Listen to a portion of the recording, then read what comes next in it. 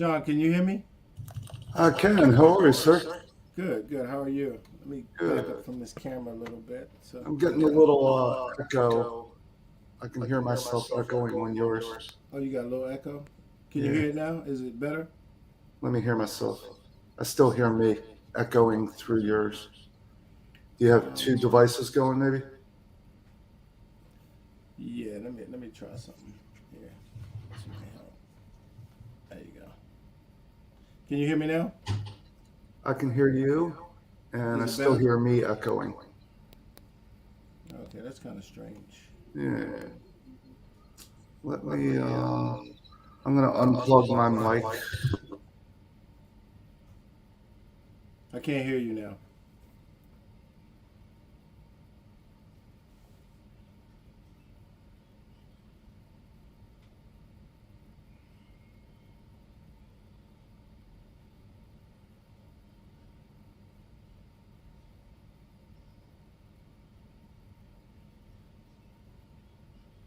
All right. Are you on board? I can't hear you, John.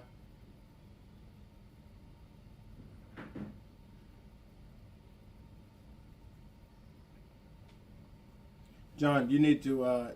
You're muted for a second. All right, I'm also live on IG, so I'm gonna give these people on IG a chance to There join. we go. Okay, good.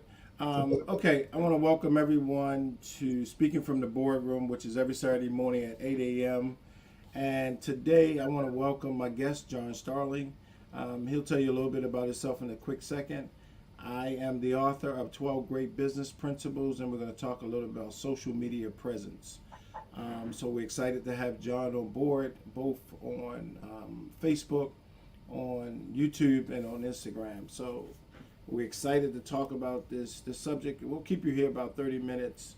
It'll be an exciting time. You'll learn some things um, about social media presence and how to put it together. So, John, you want to go ahead and introduce yourself? Sure. Well, I'm John Starling. I've known Alexis for quite a while. Yes. Still getting a lot of feedback here. I'm sorry. Um, I've been at this kind of work in guiding companies for about 25 years now, both as an advisor and as a CEO myself. I run a learning cohort called Learner Leader Cohorts, which Okay. is a monthly Yep. leadership group. And I'm also the CEO of a company called High Potential, which is a life balance realization system that allows companies to monitor their employees' well-being. It's sort of interesting. We reverse engineered Maslow's hierarchy of needs into an employee survey and visual output. Okay. Well, good. So we're going to talk a little bit about.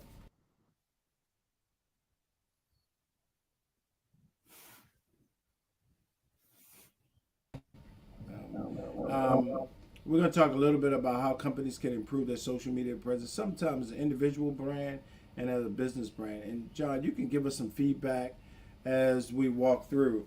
And there's a couple bullet points I would like to hit as we walk through this. We want to make sure we touch on as a group what's some of the best networks to select. If you choose to be on Facebook's platform, LinkedIn, YouTube, you can choose, and then make sure you establish some sort of goals. I always have goals when I go to build these social media presence. For instance, on IG for my news website, I have a goal to reach to a certain number, and then make sure you develop a basic fundamental plan, attack of how you're going to reach your audiences on social media. And what's also more important, if you can build some sort of automated system. There's so many automated tools out here nowadays that you can post one place and it'll blast out to multiple places.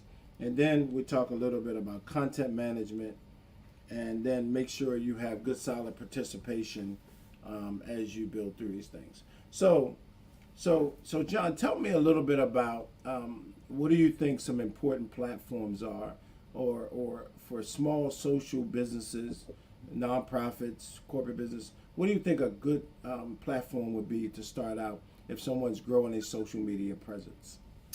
Yeah, I'm a little bit out of realm here. I have some people on my team uh, through Potential who do this for me, but Okay. I do my best. Um,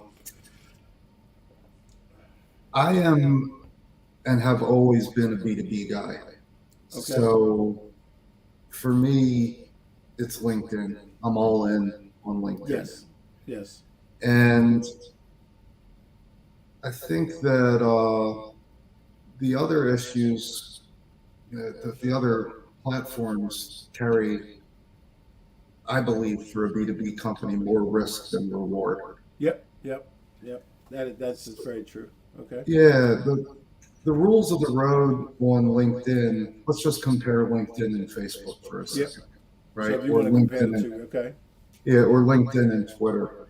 Okay. Um, Twitter is, often referred to as a dumpster fire, Yes. right? A free fill. Twitter's a free fill dumpster where you could just dump whatever you feel like, Right, unedited, untouched, and unfiltered. Yes.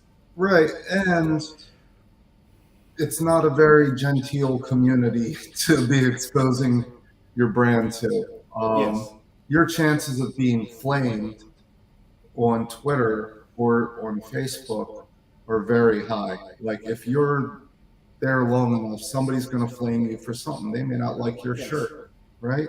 Yep. Regardless of all the other third rail issues that are going Yep. on out there. LinkedIn seems to have, to me, besides the fact it's really a purely business audience, you have a really just a more genteel approach to each other. People are there putting out their business ideas, and they're careful with their reputation. They're careful with other reputations. Nobody wants to be accused of being a troll on LinkedIn. Right. Nobody wants to be the person who always jumps out from behind the bush and scares people, flames them, etc. on LinkedIn, because that's your professional reputation you're messing with. So I feel it's a much safer environment to operate in, Yes. and frankly much more productive too. And let me just give you an example. You and I are roughly the same age, Alexis, and when we were growing up, there was a Yep. commercial that it was for Tootsie Pops, and it had Okay. the owl, and it said, "How many licks does it take to get to the center of a Tootsie Pop?" And he licks Right. it Right. twice and Right. then bites it, Yes. right? Well, I mean, there's pay-per-click gurus out there who can tell you this, but how many clicks does it take, or how many likes does it take, not to sell a coffee cup, but to get someone to purchase a professional service? I Yep. really, no matter what experts I've hired, I really can't get a decent answer to that. And no one can. That's right. Yeah, it's kind of hard. Now, alternatively, if I publish a well-written article or blog entry on LinkedIn and it circulates to people, Uh huh. right? I can see who read it, who commented, etc., and I can reach out directly to them and start a sales conversation with them. Yes, you can. Yep. You That, can that to develop me is customers just right on the spot. a Yep. much better use of my time. But let me go to one other important thing though. There is efficacy in going on to multiple platforms despite the risk in order to build a following and in order to build body count. Yes. So There's such talk about body credibility. count and flaming is that's important. Yeah, that's the balance that To you've got be to on the strike, yeah, right? it's a balancing act of your brand's going to take an attack, as you say, getting flamed, and flamed is somebody attacking your brand basically, right? That's right. Someone Or you personally. yeah, you got to be open to that.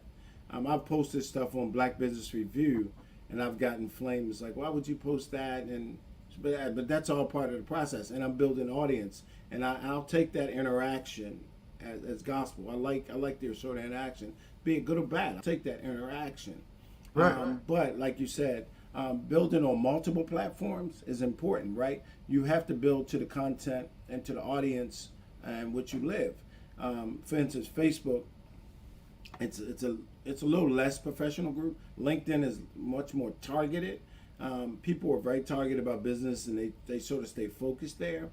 And Twitter is just like basically some wildfire land where you can post anything, you can grow anything, but with the right endorsement, with the right Shaquille O'Neal endorsement, with the right Michael Jordan endorsement, Right.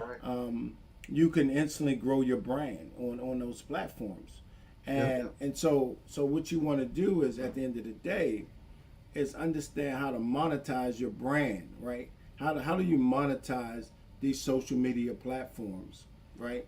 And if you have 100,000 people, you should be charging at a minimum $250 per post, or somebody can pay you for a post, right? If you're an influencer, that's a major thing. If you Yeah. can get an influencer to show your Under Armour T-shirt, or you show your car, or whatever products you have, right?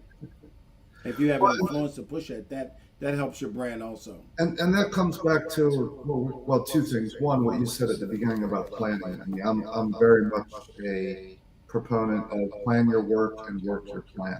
Yep. And I was a business consultant for 25 years, and I made my living in planning.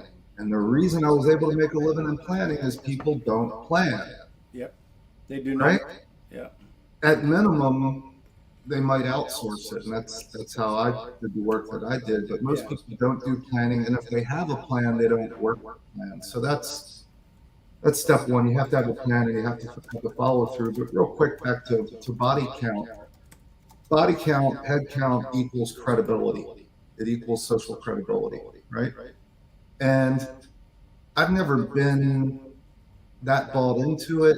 I don't have a huge following, and I'm okay with that because there's there's two philosophies on how to use the internet. One is that you need to be the most popular person with the biggest following, all this kind of stuff, Yes. right? Exactly. Yep. It's like a popularity contest. Yep. My approach has always been I only want to even be known by a very select number of people who can and will use my services. So if I don't have a million followers, I'm okay with that. If I've got a couple hundred followers, and these are people I've guided their companies and they refer And you people can to, monetize them. Yes. I'm happy with that. Yep. Now, the quick thing on that though is we're going through a pivot with the new company. The new company that I have is global in nature, and Okay. it has both a business mission and a social mission. That's potential. Okay. And we do need some social credibility. We do need some headcount, but I'm going about it very, very differently. And maybe your listeners and viewers will appreciate this and adopt it for themselves. So, what we're doing is we have our product. And like I said, we reverse engineered Maslow's hierarchy of needs into a survey. Survey spits out a graphic that shows you your life balance, Okay. and it gives you some free coaching. We have a commercial version that large institutions can use for monitoring the well-being of their employee populations. How are our Black female employees with a bachelor's degree who are head of household, how are they doing on their feeling of safety and belonging in the university system or in the company, in the large company or whatever, versus their white male counterparts with a high Okay. school diploma who are not head of household, etc. And So you're slice, demographically making comparisons. and Okay. slice the data any way we want, right? Okay. And it will prove out DEI efficacy of their programs. Well, our strategy as a new company, we're not going on to Twitter right now. We will. Okay. We're not going on to any of the social media platforms except for LinkedIn for the reasons that I stated. It's a safe B2B audience with a good set of rules of the road, right? And at the same time, we know we've got to build headcount because early on, people will say, well, this is an MVP. It's a minimum viable product, so they'll give us a little bit of credit that we don't have a lot of followers. Okay. And eventually we're going to have 100,000, a million, whatever followers in this thing. But the bridge from here to there for us is twofold. One is being a B2B company, we're securing clients, and then we can put those clients, their logos at the bottom of our website, and that gives us some credibility, some Okay. corporate credibility. But then on the body count side, we hired, I have people working for me in the US, in India, and in Mexico. And we just hired a fellow from India who has a PhD in social work. And his job is to do our sales for us in India to NGOs. And we will discount all the way down to the bone, right? All we have to do is cover our data cost and cover his cost, which is not a lot of money. And these NGOs, we will sell them at a root price seat licenses, and they can give potential away to their populations. So let's say that this one NGO serves 100,000 people, and that one serves 5 million or whatever. It's just data costs for us, which is de So minimis. let me ask you this: Are you? So real quick, we'll be giving away millions of seats for potential in the developing world. We'll get our number of users. How many users do you have? 5 million. We're global, so who cares where they are? But why should we pay this ridiculous acquisition cost when I can get lots of users and do some good in the world? Sorry to interrupt. And so you intend to use, just to make sure I'm clear and understand. So you are putting together. We talked a little bit about developing a plan, and sort of working your plan. So you want to develop a social media plan around that. Are you building a social media plan around that? And as you use these different platforms, are you running automation tools, right? Automation tools are important. For instance, as an example, automating tools is real simple.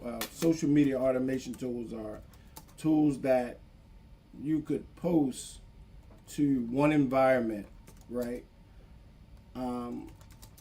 You could post to one environment, and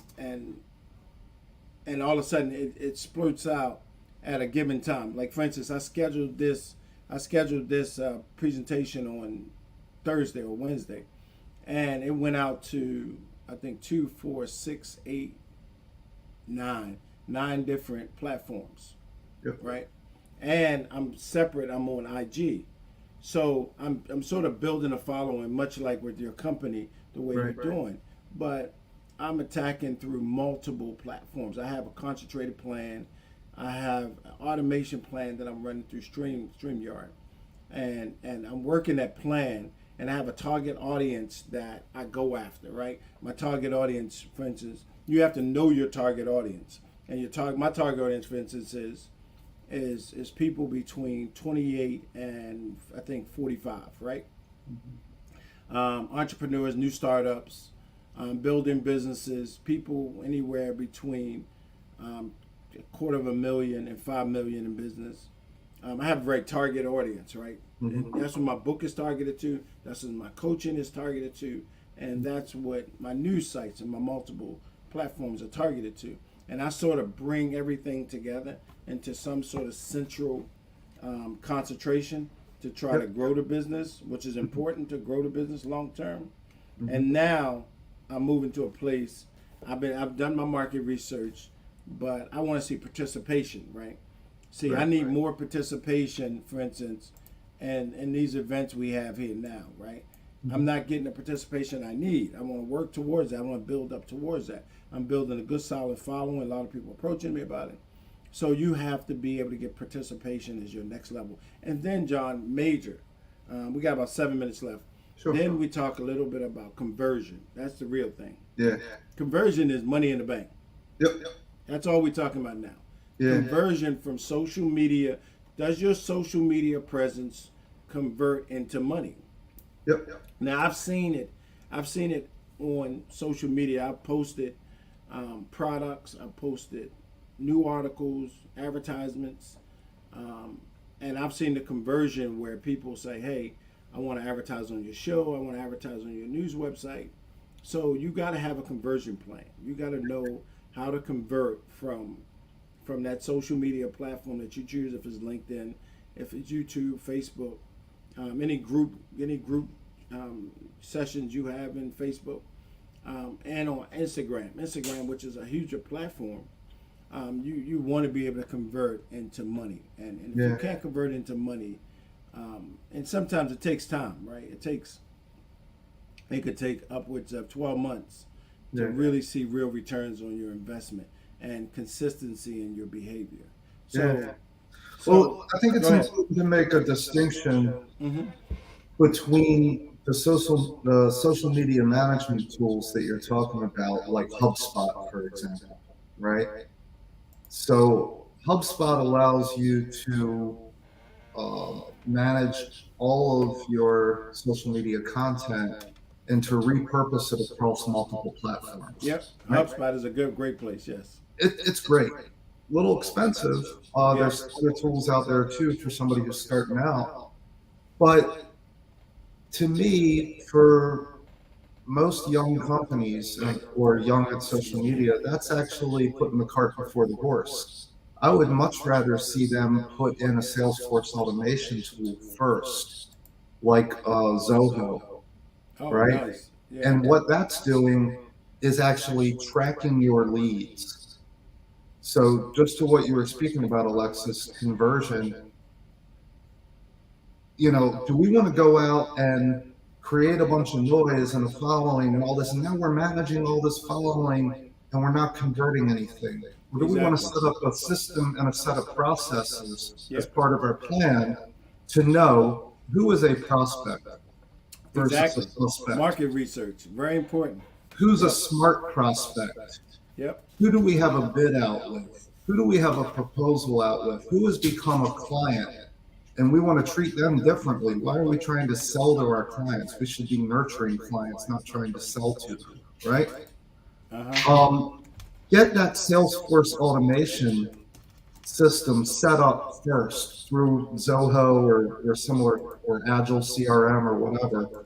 And then everybody has an email list. Integrate your email list into that. Yep. That's They can important. usually do it themselves, or you can have an outside product like a MailChimp or whatever.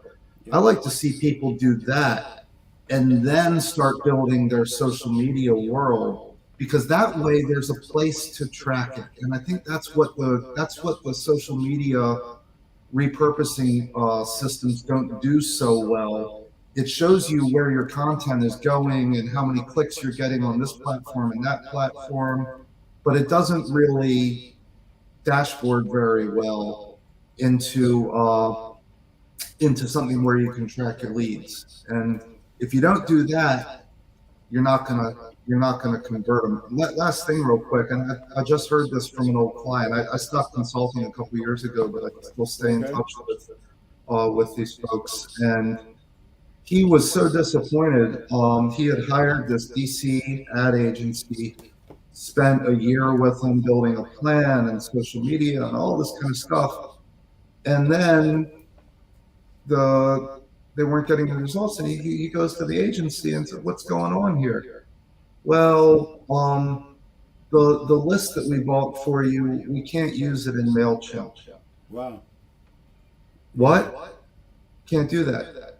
So what's happening, and you're going to find this with HubSpot, et cetera, what's happening is the algorithms the um, at the different web properties out there and mobile properties are getting sophisticated to the point where, like LinkedIn, if you've published it elsewhere, LinkedIn is going to push it all the way down in their algorithm. Everybody wants the first shot at the content, right? Yep. And they don't want your content that has been here and there, that your content's been around the block, so to speak. Yeah. They don't want it, and they're going to push it down. So what that means is that you've got to take that original piece of content, that 800-word article that you wrote to flesh the idea out in the first place, and whatever is the most important platform for your target audience that you described, put it there first. And then in descending order,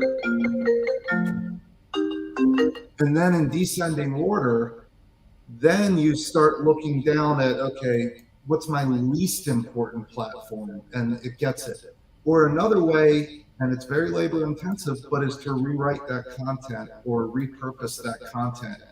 I'm going to do it here as an article. I'm going to do it here as a video. I'm going to do it here as a podcast. And it's going to be a little bit different each time. And these search algorithms will treat you a lot better. Yep, I appreciate that. So, Yeah. so winding it up, I'd like to thank everyone for staying on board for 30 minutes, John, for getting up early in the morning. I appreciate it. And thank you to those of you over on Instagram.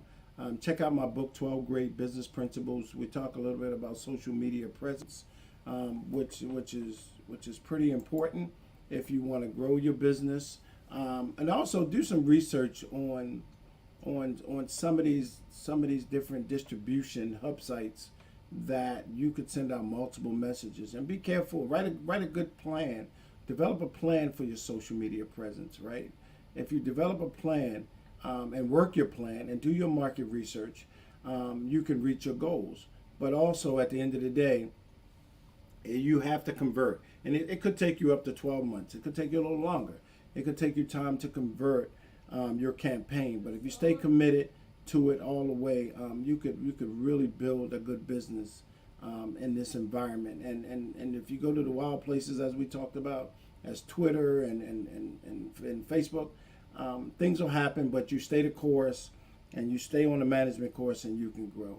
So I want to thank John. And Alexis, if I might, real quick, Sure. for your audience, one, I want to apologize for this echo that's on my end. No, But when people want to fight with you, whatever, just take the high road. yes, always. Right. Always. You know my background as a martial artist and teacher and all that. And there's an old saying in the martial arts that says, when attacked, a student strikes back, a teacher defends, a master isn't even there. Yeah. So when people start swinging at you online, just don't even participate in it. Yep. Your ideas should defend themselves. Just back up and let it take care of itself. Yeah. So I want to thank everyone, John. Thank you. Thank you. Thanks everyone for joining. Hey, John, thanks for joining me. And I appreciate all your brilliant insight and look forward to talking more to you about business. Great. I'll see you again soon, my friend. Hey, my friend, take care. Peace.